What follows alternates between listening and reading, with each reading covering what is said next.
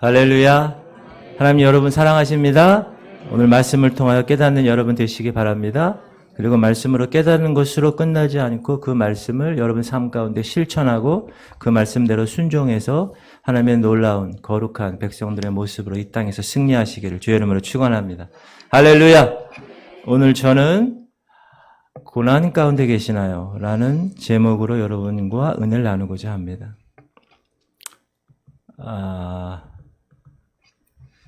목사는 자기 자신의 문제보다 맡겨주신 양들의 문제를 섬기면서 살아가는 사람입니다.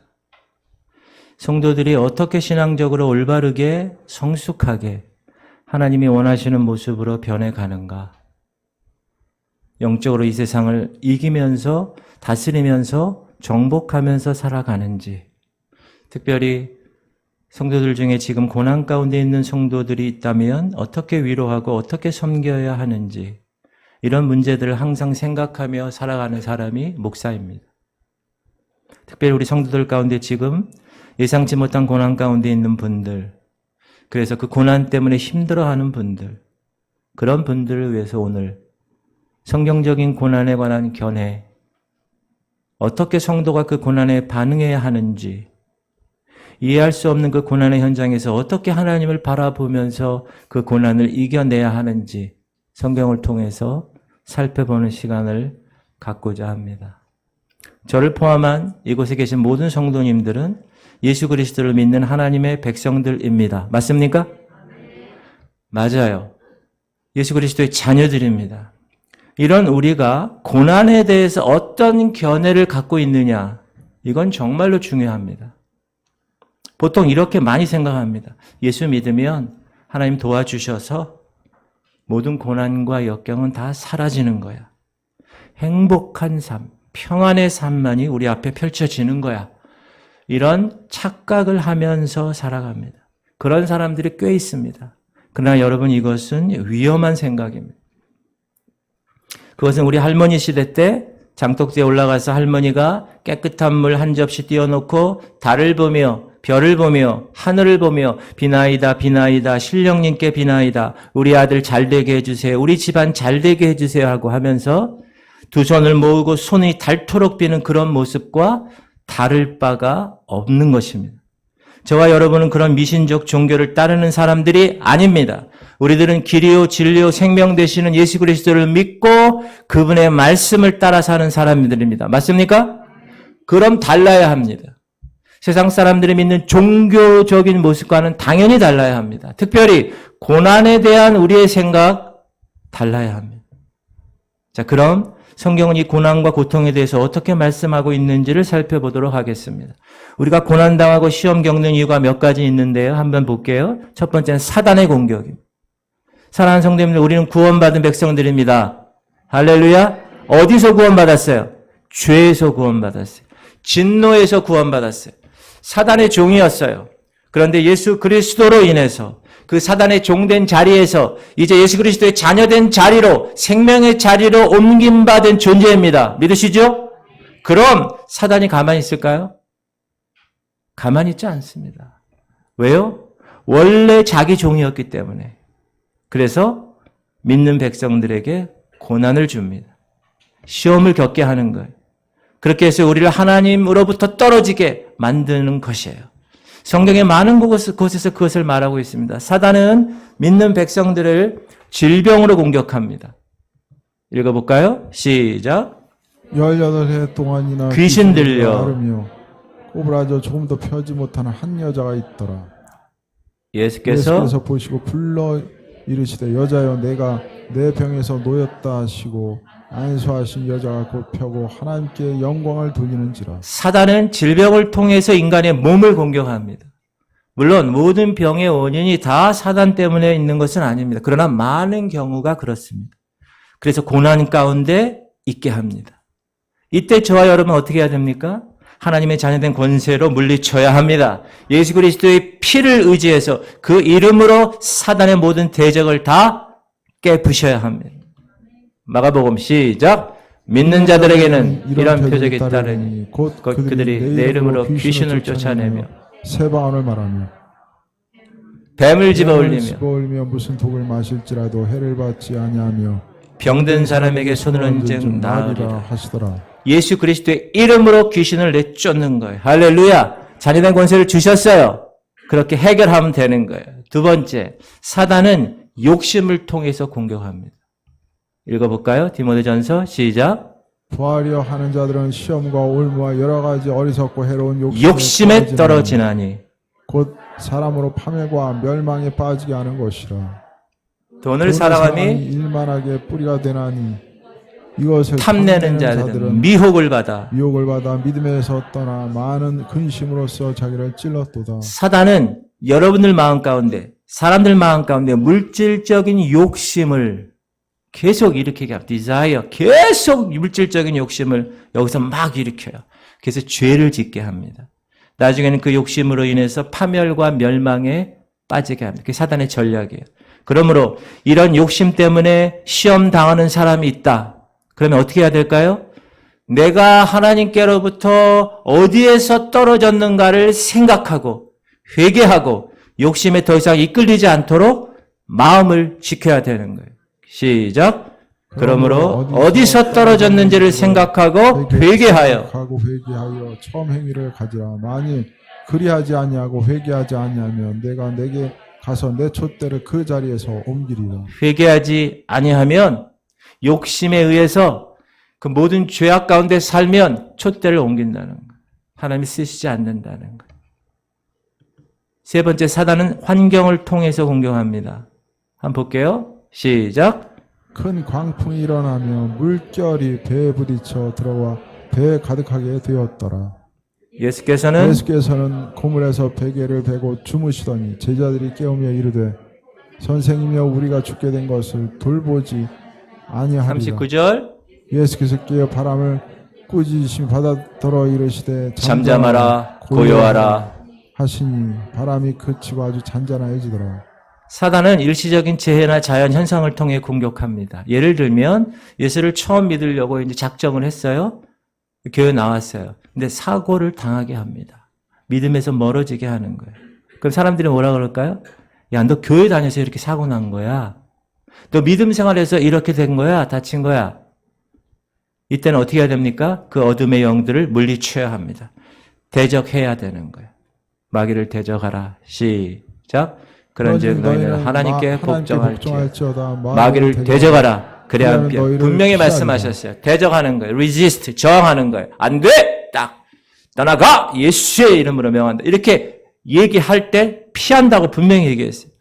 네 번째, 사단은 대중매체를 통해서 공격합니다. 여러분, 오늘날 이 마귀들이 인간들을 미혹의 길로 끌고 가는데 가장 효과적인 그리고 손쉬운 무기가 뭔지 아십니까? 바로 대중매체예요. TV, 컴퓨터, 인터넷, 여러분 갖고 있는 핸드폰. 그걸 통해 사단은 공격합니다. 왜냐하면 대중매체는 영향력이 강한 도구예요. 그래서 사단은 이것을 이용합니다. 그래서 그것을 통해서 우리에게 부정적인 영향을 줍니다. 특별히 청소년들, 청년들 공격합니다. 그런데 그것을 잘 못 느껴요. 그것을. 여러분, 그걸 잘 못 느낀다는 게 문제예요. 제가 예를 들어볼게요. 여러분, 북극에서 얼음 덩어리 하나가 떨어져 나왔어요. 근데 크기가 요만해요. 이 황금함 위에 있는 요만합니다. 그럼 아주 작아요. 만약 우리가 그 위에 서 있어요. 그럼 여러분 어떻게 생각할까요? 불안하죠. 여기서 쉴 수 있을까요? 잠잘 수 있을까요? 누울 수도 없어요. 그래서 어떻게 해야 됩니까? 긴장해요. 그래서 구조해 줄 배를 기다리는 거예요. 그런데 북극에서 얼음 덩어리가 떨어졌는데 한반도 크기만한 얼음 덩어리가 떨어졌어요. 엄청난 규모죠. 만약 여러분이 그 위에 있다면 어떻겠습니까? 불안할까요? 불안하지 않아요. 잠도 잘 수 있고요. 놀라운 안정감을 느끼겠죠. 왜? 얼음 덩어리 자체 크니까.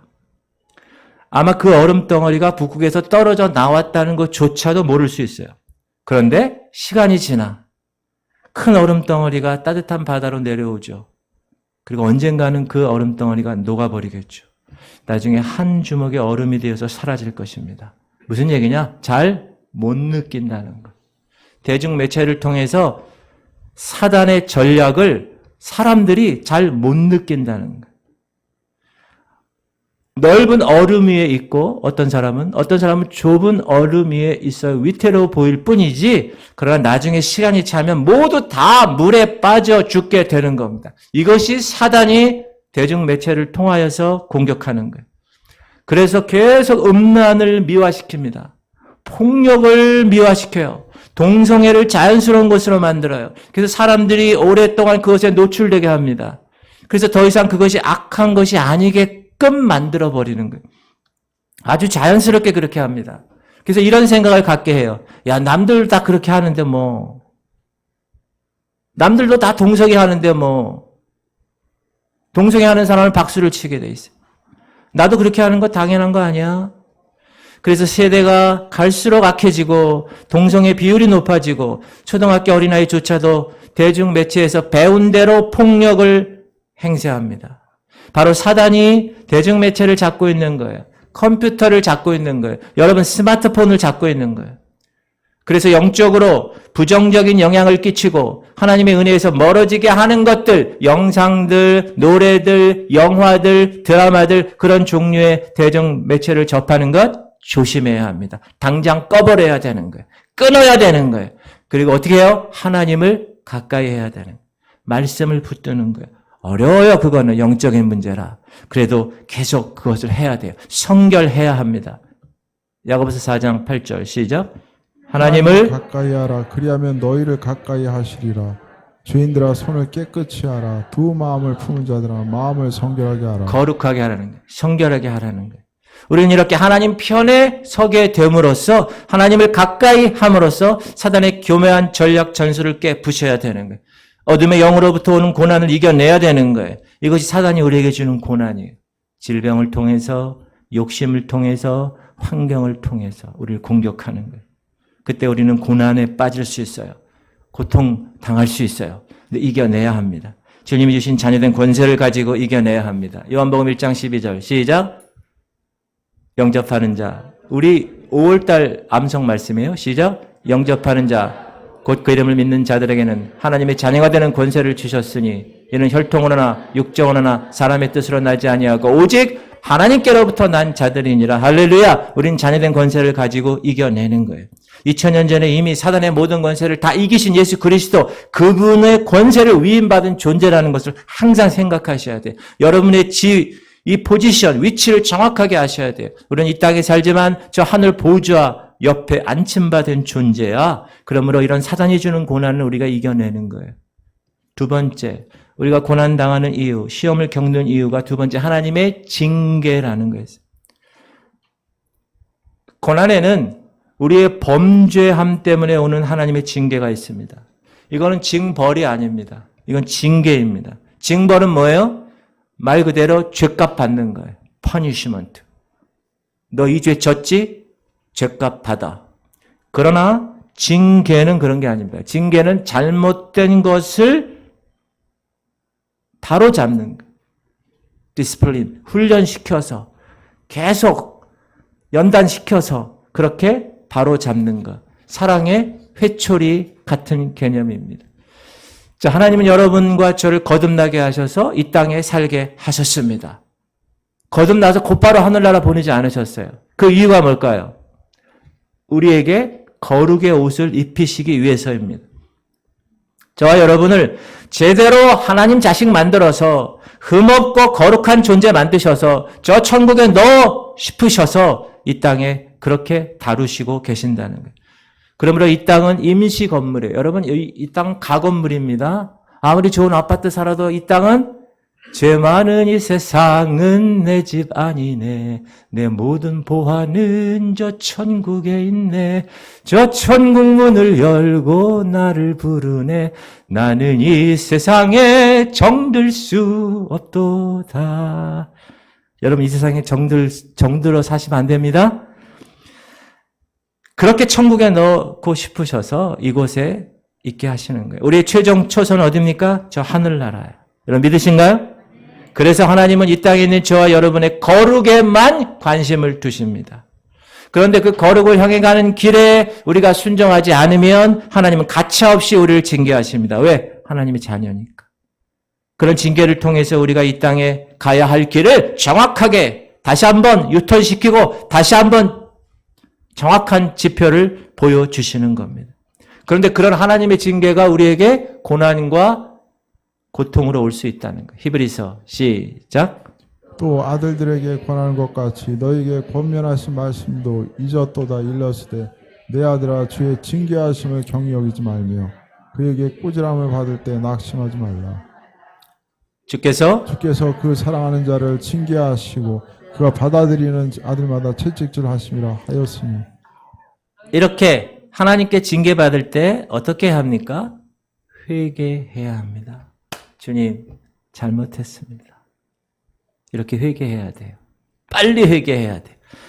나를 아들과 같이 대하시는 그 아버지 하나님께 오히려 감사해야 합니다.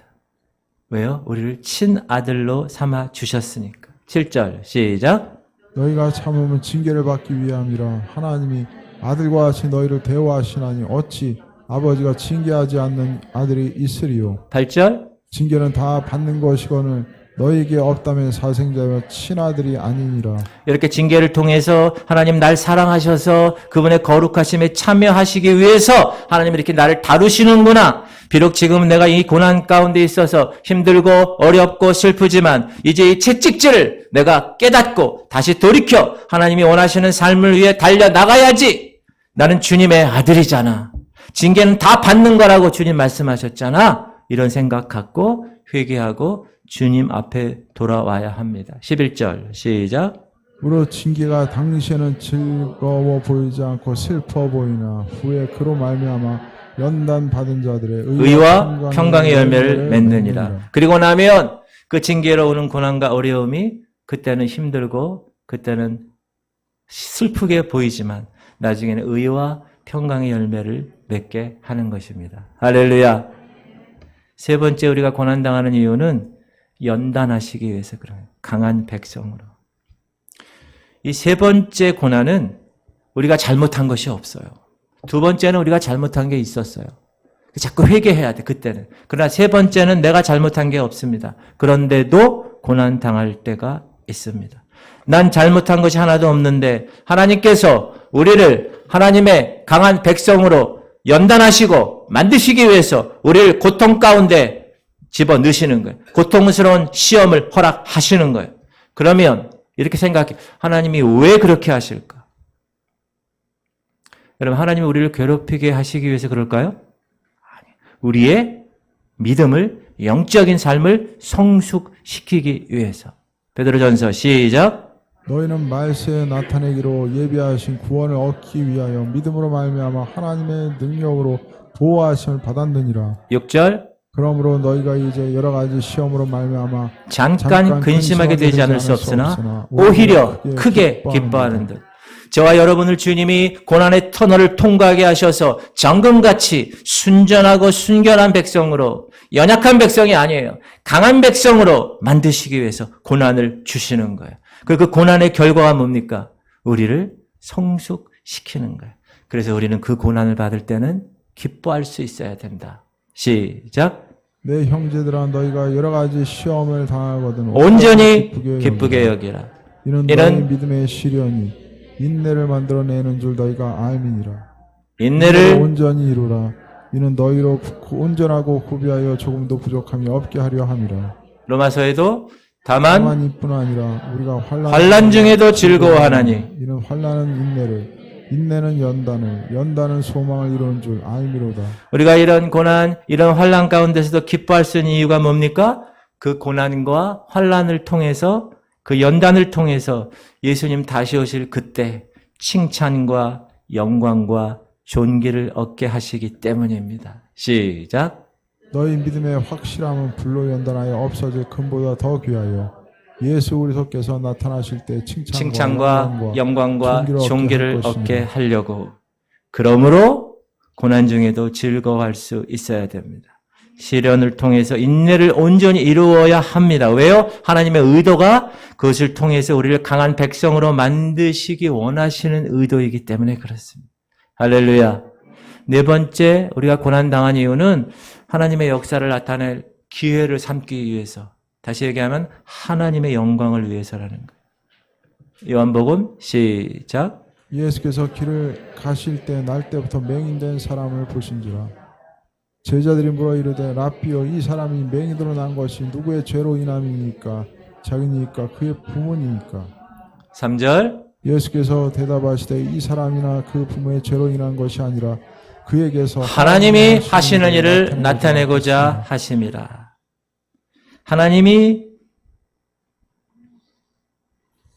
하나님께서 허락하시는 영광을 위해서 그 고난을 허락하신다. 이렇게 얘기합니다. 그래서 하나님이 허락하시는 시험이 닥쳐오면 기뻐하라고 말합니다. 시작. 사랑하는 자들아 너희를 연단하려고 오는 불시험을 이상한 일 다하는 것 같이 이상히 여기지 말고 13절. 오히려 너희가 그리스도의 고난에 참여하는 것으로 즐거워하라. 이는 그의 영광을 나타내실 때 너희로 즐거워하고 기뻐하게 하려 함이라. 이 고난을 통해서 내가 예수 그리스도의 십자가 고난에 참여하게 하시려고, 이 고난을 통해서 하나님의 영광을 나타내게 하시려고, 이 고난을 통해서 주님이 하시는 일을 보이시려고 고난을 주셨다는 거예요. 할렐루야. 그래서 이상한 일을 당하는 것처럼 여기지 말라는 거예요. 자, 예수 그리스도의 그 고난에 조금이라도 그 고난에 맛보기 위해서 하나님이 허락하시는 것이야. 그러므로 너희들 오히려 기뻐해라. 여러분, 우리가 어떻게 감히 예수 그리스도의 고난에 동참할 수 있겠어요? 근데 하나님이 그렇게 하신다는 거예요. 뜻이 계셔서. 그리고 그 고난은 이제 주님의 영광이 나타나실 때 기뻐하고 즐겁게 하기 위해서 그렇게 하신다는 거예요. 이렇게 우리에게 닥쳐오는 시험과 환난과 고통과 고난은 우리가 성도라는 것이 확인만 된다면 그것은 우리 모두에게 유익한 겁니다.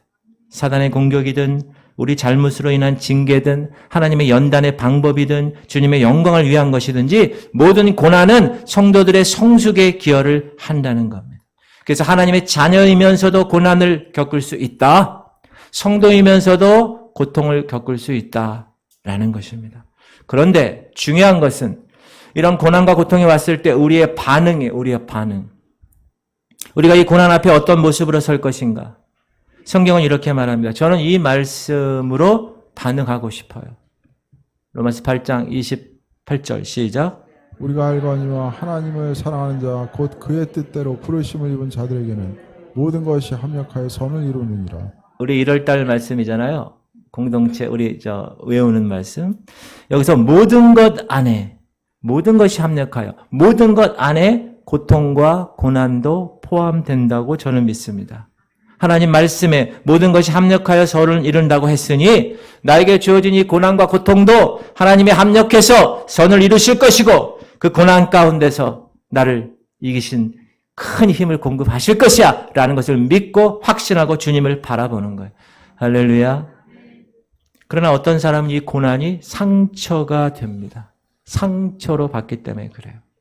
여러분 상처가 영어로 SCAR 그래요. scar. 상처로 받아 상처.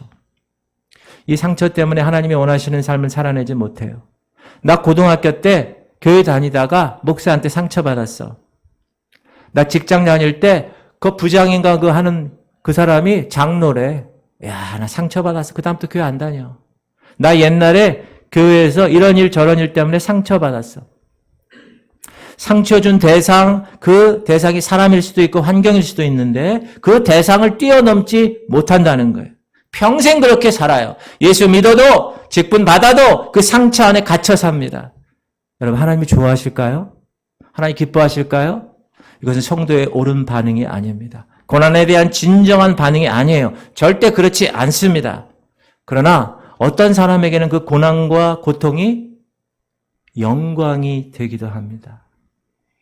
그 고난 때문에 하나님을 만나는 거예요. 그 고난 때문에 무릎 꿇고 기도하는 거예요. 그 고난 때문에 영적인 진리를 깨닫는 거예요. 그 광야에서, 그 어렵고 힘든 광야에서 하나님을 만나게 되는 거예요. 그리고 그 고난 때문에 죄를 끊는 거예요. 그 고난 때문에 아픈 삶을 위대한 삶으로 승화시키는 거예요. 상처는 scar고요. SCAR. 영광, 별은 star예요. 글자 하나, 철자 하나만 다릅니다. 여러분, 그렇다면 저와 여러분은 이 고난과 고통을 어떻게 받아들여야 되겠습니까? 오늘 저는 시편 119편 본문을 통해서 고통의 삶을 위대한 인생으로 승화시킨 한 사람을 소개해 드릴 거예요. 시편 119편을 쓴 사람이에요. 그 사람 이름은 성경에 나오지 않아요. 그러나 그 삶이 너무나 귀해요. 한번 살펴보도록 하겠습니다. 고난에 대한 우리의 반응 첫 번째는 고난에는 뜻이 있다는 거예요. 따라합시다. 고난에는 뜻이 있다. 여러분, 우리 삶에서 일어나는 고난과 고통은 신비라고 그래요. 신비. 이게 무슨 말이냐? 우리가 이해하는 영역 밖이라는 거예요. 내가 잘못해서 받는 고통과 상처 이해할 수 있어요. 그렇죠? 내가 죄 졌으니까. 내가 악을 행했고 내가 실수했고 그래서 내가 고통, 고난 받는 거야. 혹은 어떤 지도자들 때문에 그 공동체에 속해 있는 그 지도자 때문에 받는 고난이 있어요. 이런 고난과 상처는 이해할 수 있어요. 그러나 나는 잘못한 것이 없어. 누구의 잘못도 없는데 고난과 고통이 있는 경우가 있습니다. 예를 한번 들어볼까요? 태어나자마자 죽은 아이가 있어요. 태어나자마자 지금 수술하고 중환자실에 가 있는 아이가 있어요. 할인이. 불치병을 가지고 태어난 아이가 있어요. 잘 자라다가 갑작스러운 사고로 죽는 사람도 있어요. 얼마 전에도 미국 초등학교에서 총기 난사 사건이 있었습니다. 22명이 죽었어요. 그 희생된 아이들 가운데 예수 그리스도 신앙생활 하는 아이도 있어요. 우리가 이걸 어떻게 설명하겠습니까? 이렇게 신앙인들에게 주어지는 고난과 고통은 우리가 다 이해할 수가 없다. 우리의 이해 바깥에 있는 거예요. 그래서 고난은 신비라고 말할 수 있습니다. 그런데 중요한 것은 하나님이 우리에게 고통을 주고 하나님이 우리에게 상처를 줘서 그 하나님의 자녀들이 막 힘들어하게끔 그런 분은 아니라는 거예요. 오늘 본문 119편 65절입니다. 시작. 여호와여 주의 말씀대로 주의 종을 선대하셨나이다. 주의 말씀대로 주의 종을 선대하셨어요. 성경은 오늘 이렇게 합니다. 주님은 지금까지 우리를 선대하셨다. The good, 좋게 하셨다. 선하게 이끄셨다. 당신의 종인 저에게 또 여러분에게 항상 좋은 곳으로 인도하셨다는 거예요. 이 말은 뭐냐? 주의 종인 저와 여러분에게 고통과 상처를 주지 않으신다는 거예요. 하나님은. 야고보서 시작. 사람이 시험을 받을 때 내가 하나님께 시험을 받는다 하지 말지니 하나님은 악에게 시험을 받지도 아니하시고 친히 아무도 시험하지 아니하시느니라. 성경은 분명히 하나님은 아무도 시험하지 아니하신다고 말씀하셨어요. 왜요? 그분은 좋으신 분이니까. 선대하시는 분이니까. 믿으십니까? 하나님이 좋으신 분이에요. 좋으신 하나님. 하나님이 좋으신 분이에요. 68절 보면 시작. 주는 선하사 선을 행하시오니 주의 율례들로 나를 가르치소서. 하나님은 선하신 분이에요. 하나님은 좋은 분이에요. 믿으십니까? 그래서 그분에게는 선만 행하시는 거예요. 그러므로 사랑하는 여러분들, 이유를 알 수 없는 고난을 만났을 때 우리는 하나님을 원망하거나 불평하지 말아야 되는 거예요. 시작. 오히려 너희가 그리스도의 고난에 참여하는 것으로 즐거워하라. 이는 그의 영광을 나타내실 때 너희로 즐거워하고 기뻐. 아까도 말씀드렸지만 여기서 그리스도의 고난이라고 얘기해요. 그리스도의 고난, 예수님의 고난에 내가 참여하는 자라는 거예요. 여러분이 지금 겪고 있는 그 고난이 예수 그리스도의 고난에 우리가 같이 참여하는 것이라고 생각한다면 사랑하는 성도님들, 여러분이 겪고 있는 그 고난에 대해서 어떻게 반응하시겠어요?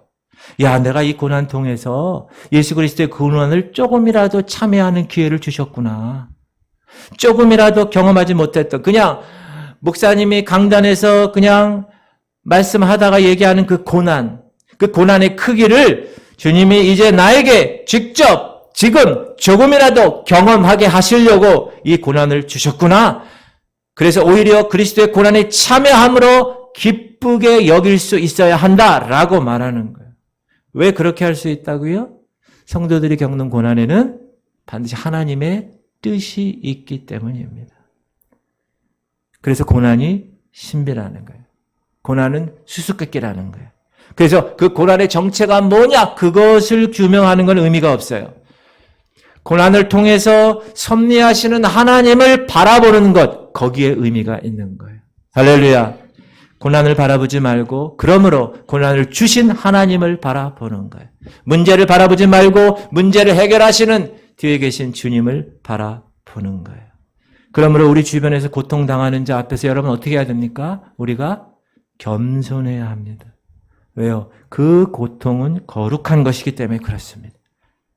그 고통을 통해서 그 사람이 하나님 만나고 그 고통 통해서 그 사람이 모든 문제를 하나님께 맡기고 하나님만을 신뢰할 수 있는 자로 성숙되기 때문에 그래서 우리는 항상 겸손해야 하는 사랑하는 성도님들 고통에는 하나님의 뜻이 있음을 깨닫는 여러분 되시기 주의 이름으로 축원합니다. 분명한 하나님의 뜻이 있는 거예요. 그걸 확신하셔야 돼요. 두 번째, 고난에는 끝이 있다는 거예요. 여러분 끝이 있다는 건 뭐예요? 고난이 끝난다는 거예요. 극복될 수 있다는 거예요. 오늘 67절입니다. 시작. 고난 당하기 전에는 내가 그릇 행하였더니 이제는 주의 말씀을 지키나이다. 고통에는 처음에 하나님의 뜻이 있다고 그랬는데 그 고통은 영원하지 않다. 오늘 시편 기자는 지금 내가 경험하는 그 고난을 두고 이전, before와 지금, now 두 가지로 나누고 있습니다. 전에는 내가 그 고난 때문에 죽을 것 같았어요. 너무 힘들어서 포기할 것 같았어요. 그 고난을 이길 수 없을 것 같았어요. 언제까지 이 고난이 이어질지 너무나 괴로웠어요. 그런데 지금은 달라졌어요. 고난이 끝났어요. 그 고난을 극복했어요. 사랑하는 성도님들, 고난은 막힌 동굴이 아닙니다. 고난은 출구가 있는 터널이에요. 여러분 동굴이나 터널이나 똑같이 어둡습니다. 앞에 보이질 않아요. 그래서 무서워요. 두려움이 몰려옵니다. 그래서 그 어둠 가운데서 절망합니다. 대부분의 사람들이 다 그래요. 그러나 고난은 반드시 출구가 있는 거예요. 반드시 고난의 끝이 있습니다. 여러분 이 사실을 꼭 기억하시기 바랍니다. 우리 믿는 성도들은 죽음조차도 새로운 세계에 나가는 출구인 거예요. 그런 차원에서 보면 성도들에게 있어서 고난은 아무것도 아닐 수 있다. 그러므로 고난에 대해서 두려워하지 말고 어둡다고 무서워하지 말고 안 보인다고 불평하지 말고 정면 대결하는 거예요. 왜요? 고난은 끝이 있기 때문에. 내가 그것을 확신하고 있기 때문에. 그러므로 사랑하는 여러분들, 여러분이 겪는 이 고난이 하나님 뜻 가운데 있다고, 그리고 그 고난의 끝은 반드시 있다고, 그리고 그 고난을 이끄시는 분은 하나님이시라고 그 주권을 인정하며 그 고난에 정면 대결하는 거예요. 고난당하기 전에는 내가 그릇 행하였어. 고난당하기 전에는 내가 내 마음대로 살았어. 하나님 주권 인정하지 않았어. 내가 내 생각대로 내 삶을 살아나갔어. 하나님 말씀대로가 아니라 하나님 뜻대로 아니라 내 마음대로 살았어. 그래서 고난을 겪었어. 여러분 맞아요. 인간이 당하는 모든 고난은 다 근본적으로 하나님의 원칙, 하나님의 원리를 지키지 않았기 때문에 그런 거예요. 개인적으로 하나님 원리 무시하면 고난 당합니다. 여러분 하나님 말씀 불순종하면 반드시 하나님이 심판하세요. 우리가 공동체 성경 읽기 매일 하잖아요. 거기 보면 여러분 사무엘상하 역대상하 보세요. 수많은 북이스라엘 왕들, 남유다 왕들 보세요. 말씀 불순종하고 우상 숭배의 길을 걸을 때 하나님의 심판이 고난과 함께 그들에게 임한 거예요. 사회적, 국가적으로도 하나님 원리 무시하면 고난 다가옵니다. 금융위기가 왜 발생합니까? 금융계의 탐욕과 불법의 결과로 발생합니다. 하나님의 원리를 무시한 거예요. 여러분 환경 문제가 왜 심각합니까? 환경과 자연에 대한 탐욕으로 인해서 인간과 자연이 고통과 상처를 받는 거예요. 하나님 원리를 무시했기 때문에 그런 거예요. 여러분 지금 전쟁이 일어나고 있어요. 전쟁이 일어나는 그 고난이 왜 발생합니까? 화평의 원리를 무시했기 때문에 그래요. 이렇게 하나님의 법칙, 자연의 법칙을 어기면 반드시 고난과 심판을 받게 되어 있습니다. 유전자 조작으로 인해서 인간의 재앙의 가능성이 점점 커지고 있습니다. 예전에 광우병 문제도, 지금 동성애 문제도, 코로나 문제도, 원숭이 두창 문제도, AI 문제도, 메타버스 문제도 다 하나님의 원리를 벗어나서 그 말씀을 무시했기 때문에 나타나는 거예요. 피조물인 인간이 하나님 자리에 있으려고 하는 그 교만, 그 바벨의 교만, 하나님의 원리를 무시했기 때문에 이런 인류 전체의 고난과 문제가 생긴 거예요. 그러나 그런 하나님의 원리에 순종하고 지금 겪고 있는 그 고난에 반드시 하나님의 뜻이 있고 반드시 끝이 있다. 라는 것을 확신하면서 오히려 그 고난이 나에게 축복이 될 수 있다. 라고 생각하면서 그 고난을 정면 승부하는 거예요. 할렐루야. 여러분, 암의 특징이 뭔지 아십니까? 암? 다 죽을 때가 돼서야 증세가 나타난다는 거예요. 암이 걸렸는지 모르는 것 더 위험한 것입니다. 고통이 없는 병, 상처가 없는 병이 더 무서운 병입니다. 그러므로 아픈 것, 고난당하는 것, 그것이 축복입니다. 그 아픈 것 때문에 병원 가고 그 아픈 것 때문에 건강관리하고 그 아픈 것 때문에 내가 준비하는 거예요. 영적으로도 마찬가지입니다. 그 아픈 것 때문에 하나님 찾고 그 고통 때문에 기도하고 그 고통 때문에 하나님 말씀을 붙드는 거예요. 그러므로 고난과 상처가 있기 때문에 내가 하나님을 다시 찾을 수 있다는 것, 그것은 그 사람에게 축복일 수 있다. 다시 한번 67절 시작. 고난당하기 전에는 내가 그릇 행하였더니 이제는 주의 말씀을 지키나이다. 그 고난 때문에 now, 지금, 이제 여기서 나는 회개하는 거예요. 그리고 결단하는 거예요. 나의 주의 말씀을 지키는 거예요. 주의 말씀을 지키나이다. 성경에 보면 지금까지 하나님의 손에 붙들려 사용된 사람들은요, 모두 다 그 고난 가운데 있던 사람들이에요. 캄캄한 밤을 지닌 사람들이에요. 고난의 밤을 경험한 사람들입니다. 하나님께서 하나님의 역사에 있어서 깊게 자국을 남기기 위해서 큰 것으로 사용된 사람들 보세요. 다 깊은 밤을 통과한 사람들이에요. 고난의 밤을 통과한 사람들이에요. 요셉, 모세, 다윗, 엘리야, 바울. 그래서 하나님은 밤을 중요하게 다루십니다. 고난을 중요하게 다루세요. 왜요? 그 밤에 그들은 하나님이 원하시는 그릇으로 빚어지기 때문에 그래요. 그 시간이 없다면 그들은 하나님께 쓰임받지 못했을 겁니다. 그리고 하나님은 그의 자녀들에게 그 고통의 어두운 밤을 통과할 수 있게끔 하신다는 거예요. 그 고난의 밤에서도 찬양할 수 있게끔 변화시켜 주시는 거예요. 사도행전 시작. 많이 친 후에 옥에 가두고 간수에게 명하여 든든히 지키라 하니 그가 이러한 명령을 받아 그들을 깊은 옥에 가두고 그 발을 착고에 든든히 채웠더니 한밤중에 바울과 실라가 기도하고 하나님을 찬송하며 죄수들이 듣더라. 이에 갑자기 큰 지진이 나서 옥터가 움직이고 문이 곧 다 열리며 모든 사람의 메인 것이 다 벗어진지라. 구원의 궁극적인 목적은 하나님의 영광을 찬양하는 겁니다. 성령을 받는 하나님의 사람들은요, 그래서 깊은 밤에도 심각한 고난이 있어도 그 고난 위에서 하나님을 찬양할 수 있는 거예요. 사랑하는 여러분들, 성령 받고 거듭난 하나님의 자녀 맞습니까? 그러면 눈에 보이는 것에 소망 두는 것이 아닙니다. 보이지 않는 영원한 것에 소망을 두고 살아가는 사람들이에요, 우리는. 손에 쥔 것 아무것도 없어요. 그러나 천하를 다 얻은 것처럼 하나님 한 분만으로 만족하며 살아갈 수 있는 거예요. 캄캄한 밤에 노래를 부를 수 있는 사람이 된 거예요. 고난 가운데서도 주님을 찬양할 수 있는 사람이 되게 하시는 거예요. 고난의 밤을 통과하면서 비통하고 너무 억울해하는 것이 아니라 그 고난의 현장에서 노래하게 하신 하나님을 만나서 새 노래로 부를 수 있는 그 능력을 체험받는 거예요. 그러므로 인생의 밤이 오고 고난이 왔을 때 찬양하고 하나님께 영광 돌리는 여러분이 되시기를 주의 이름으로 축원합니다. 그 밤이 지나면 이제 찬란한 태양이 떠오르는 아침이 밝아오는 거예요. 고통에는 반드시 하나님의 뜻이 있고 끝이 있다.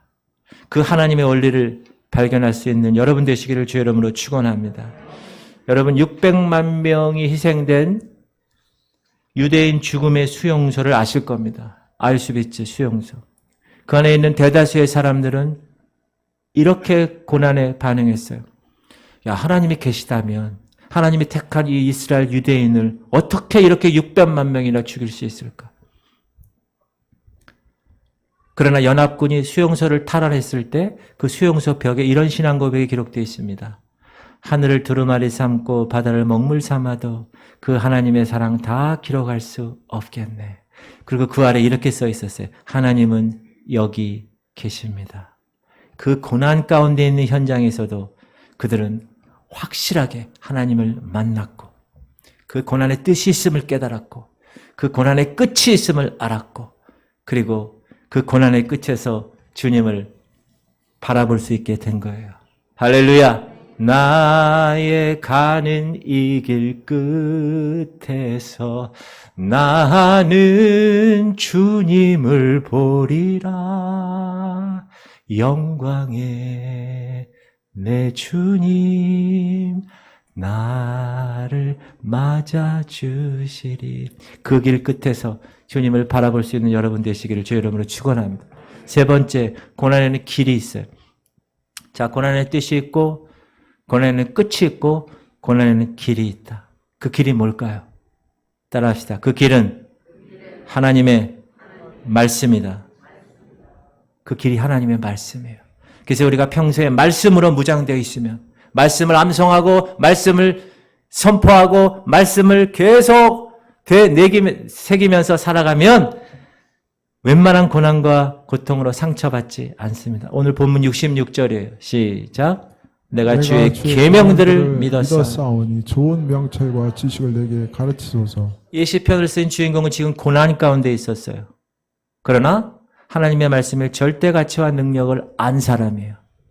이 사람은 처음으로 주의 말씀을 믿은 사람이에요. 주의 계명들을 믿었사오니. 그리고 주의 말씀을 믿었을 뿐만 아니라 그 말씀을 지켰어요. 읽어볼까요? 69절 시작. 교만한 자들이 거짓을 지어 나를 치료하였사오나 나는 전심으로 주의 법도들을 지키리이다. 자, 말씀을 믿고 두 번째 지켰어요. 주의 법도들을 지키리이다. 그리고 지켰을 뿐만 아니라 그 말씀을 즐거워했어요. 시작. 그들의 마음은 살쪄서 기름덩이 같으나 나는 주의 법을 즐거워하나이다. 말씀을 믿었고 말씀을 지켰고 말씀을 즐거워했고 네 번째 말씀을 존귀히 여겼어요. 시작. 주의 입의 법이 내게는 천천은 금은보다 좋으니이다. 천천히 금은보다 좋다는 거예요. Precious to me. 나에게 너무너무나 소중하고 귀하다는 거예요. 뭐가? 그 말씀이. 오늘 119편을 쓴 이 시편 기자는 하나님의 말씀을 믿었어요. 고난 가운데 있지만, 그리고 그 말씀을 지켰고요. 그 말씀을 즐거워했고 하나님 말씀을 천천 금은보다 존귀히 여겼어요. 왜 그렇게 여겼을까요? 그 말씀이 고난과 고통을 치유하고 해결하는 것을 알았기 때문에 그런 거예요. 우리 히브리서 말씀 시작. 하나님의 말씀은 살아있고 활력이 있어 좌우에 날선 어떤 검보다도 예리하여 혼과 영과 및 관절과 골수를 찔러 쪼개기까지 하며 또 마음의 생각과 뜻을 판단하는. 하나님의 말씀이 치료제인 거예요. 하나님의 말씀이 그 고난을 이겨내게 하는 거예요. 말씀이 그 고난으로 깨닫게 하는 거예요. 말씀이 그 고난을 치유하는 겁니다. 할렐루야. 그러므로 뭘 붙들어야 됩니까? 말씀을 붙들어야 됩니다. 말씀을 끝까지 놓지 말아야 돼요. 시작. 이 율법책을 내 입에서 떠나지 말게 하며 주야로 그것을 묵상하여 그 안에 기록된 대로 다 지켜 행하라. 그리하면 내 길이 평탄하게 될 것이며 내가 성도님 가운데 지금 고난 당하시는 계십니까? 말씀을 붙드는 거예요. 고난이 다가올수록 말씀을 깊이 들어가는 거예요. 상처가 클수록 말씀 가운데 더 거하는 거예요. 그것이 답입니다. 그것이 길이에요.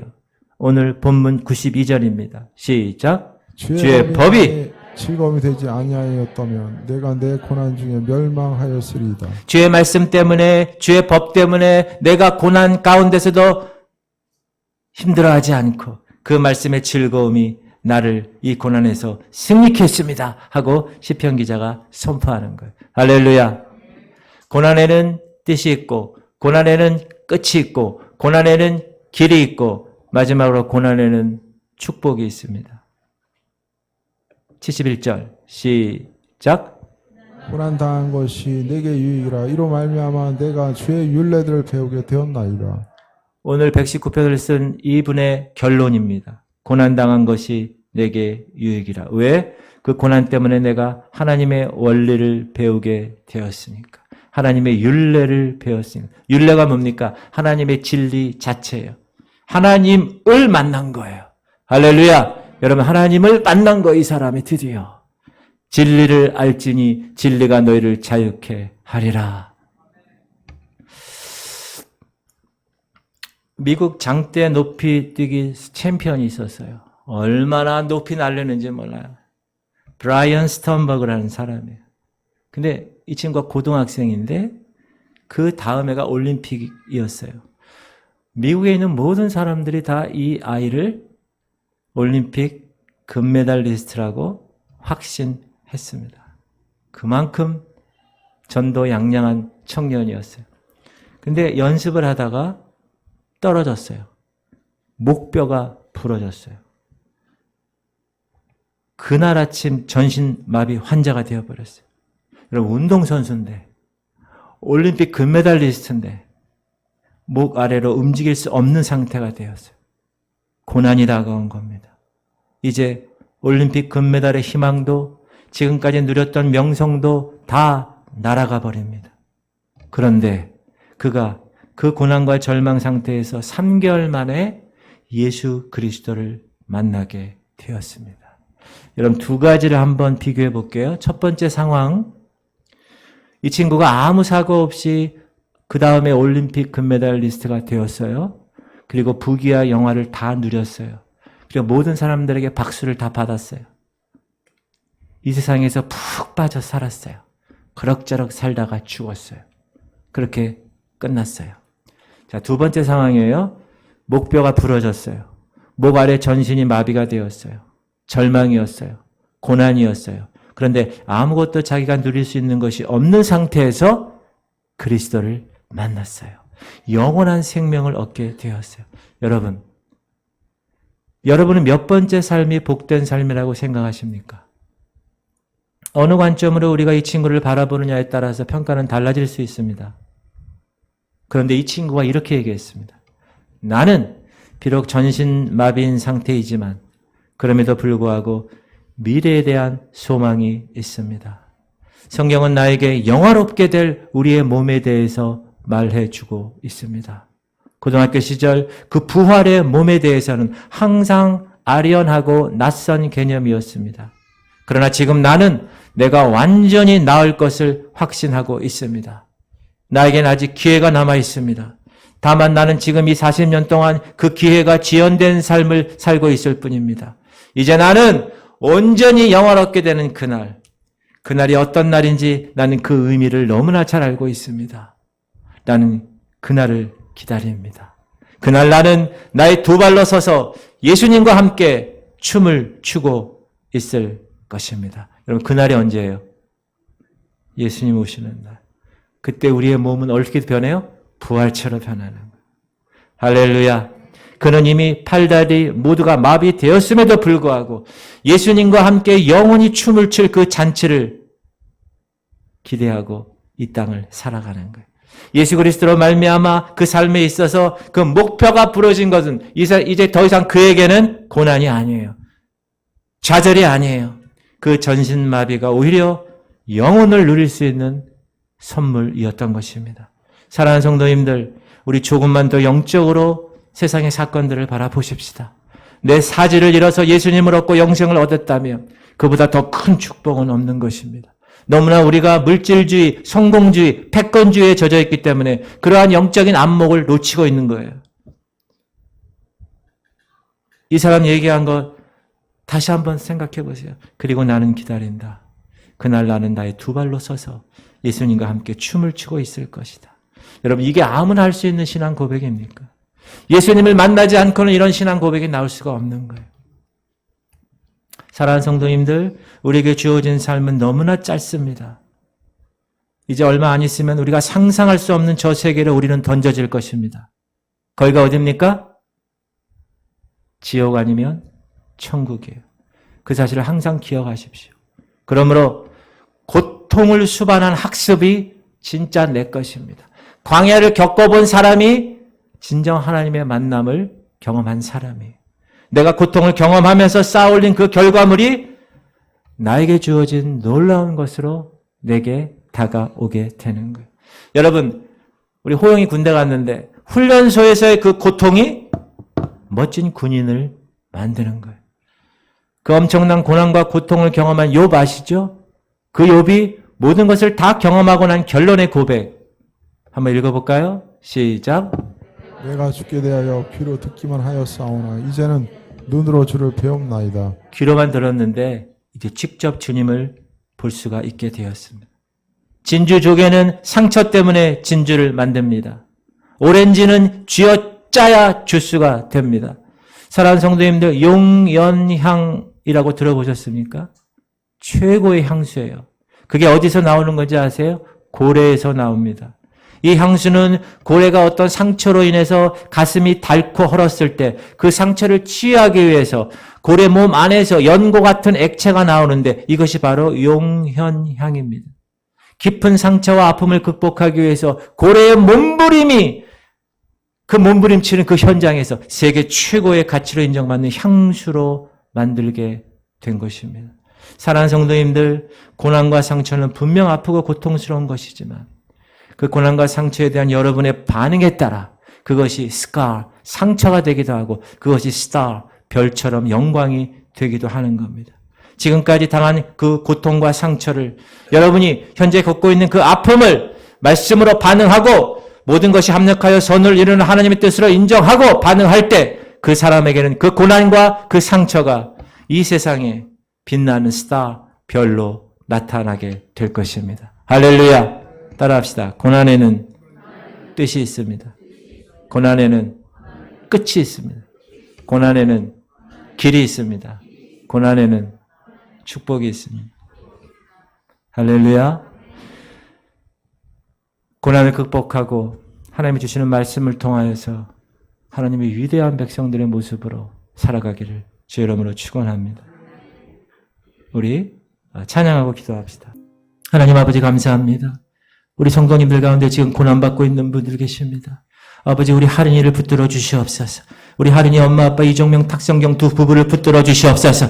하나님 그 모든 어려움과 그 고난 가운데서도 일어나 주님을 찬양할 수 있는 놀라운 하나님의 백성들 되게 하여 주시옵소서. 우리 김남욱 권사님을 붙들어 주시고 우리 김원정 권사님을 붙들어 주시고 우리 손대주 성도님을 붙들어 주시옵소서. 아버지 그 고난을 이기게 하시옵소서. 고통을 이겨내게 하시옵소서. 그 고난 가운데서 주님의 뜻을 발견하게 하시옵소서. 그 고난을 통해서 다시 한번 주님 앞에 온전히 설 수 있는 기회가 되게 하시옵소서. 우린 그 고난이 왜 그들에게 경험됐는지 잘 모릅니다.